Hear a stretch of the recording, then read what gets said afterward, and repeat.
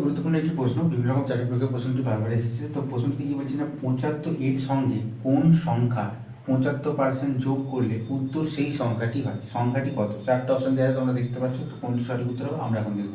তো 75 সঙ্গে কোন সংখ্যার 75% যোগ করে, তো আমরা ধরে নিচ্ছি যে 75 এর সঙ্গে এক্স সংখ্যাটি 75% যোগ করতে হবে। তাহলে এক্স সংখ্যা 75% মানে কত?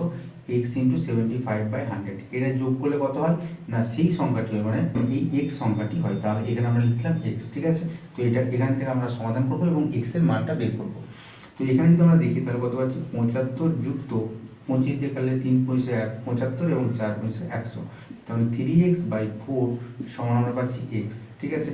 তাহলে বা 75 সমান আমরা পেয়ে যাচ্ছি এক্স মাইনাস 3x/4।